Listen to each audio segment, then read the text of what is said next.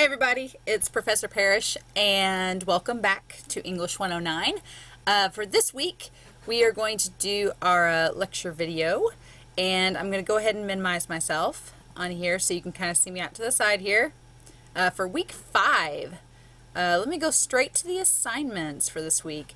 I'm recording this on Sunday, so if you've not turned in week 4's assignments, make sure to scroll down to week 4. Make sure that you have these 3 assignments completed. The first thing I want to say starting off is talking about week 5. So again, for week 5 we have 3 assignments, the week starting with February 10th, leading up through Valentine's Day weekend into the 16th. So there are 3 assignments that are due this week. So by now you should have completed your writing prep telling me what your topic for your cause and effect paper is. Now this paper is only 3 pages, so it is going to be due February 16th, so by the end of this weekend. So if you've not started on it, you've got this week to work on this paper. What I'm typically going to do from here on in, and if you look ahead and scroll down and see the upcoming weeks, you'll kind of notice a trend. I'll start a new week off with going over the guidelines for a paper, and then the next week the writing prep will be due, and the week after that the actual paper will be due. So it's going to go in that sequence. So this weekend is going to be, for week 5, the actual cause and effect, your very first paper due. And it's only 3 to 5 pages, and I want to reiterate something very important here.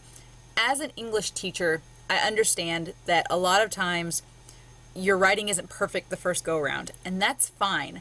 What I want to do as a teacher is give you all the opportunity. Once you turn in this cause and effect paper and I grade it, I'm going to give you the chance to go back and revise it. And we're going to do that for papers 1, 2, and 3.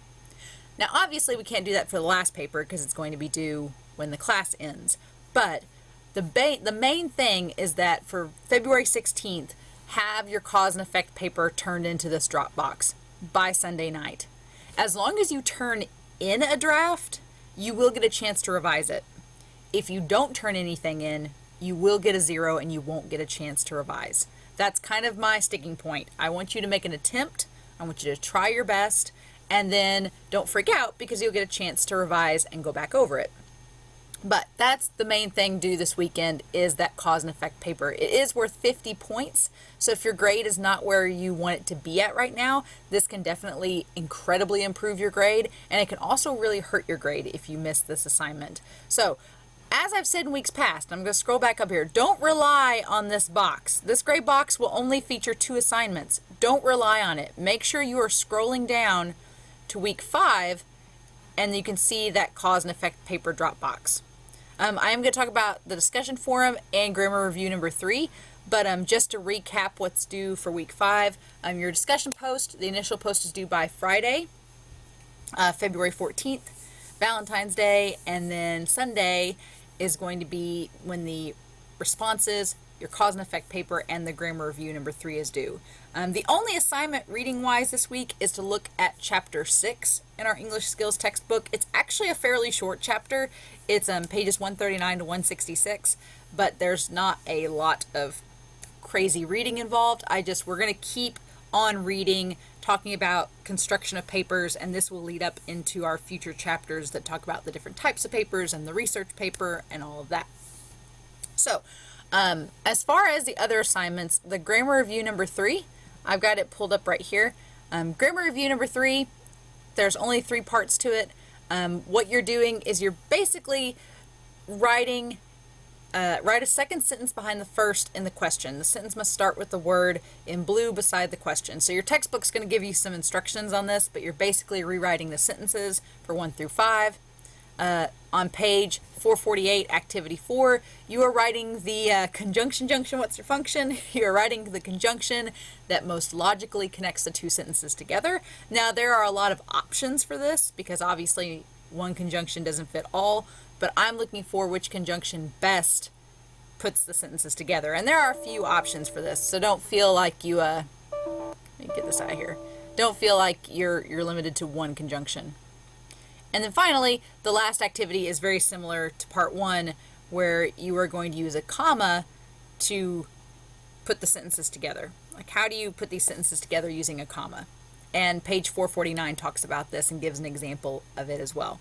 So far, people have done really well in the grammar assignments. If you have questions about them, be sure to ask. But I think that our textbook, one of the reasons I really like this textbook is I think it does a good job of presenting you with examples of what it wants you to do. And then in the chapters itself, it presents you with some examples as well. So that's the grammar review assignment. As far as the discussion forum goes, let's look over that real quick. Discussion 4. Oh, we're on week 5. Sorry. Oh no. Let me go back. Week 5 discussion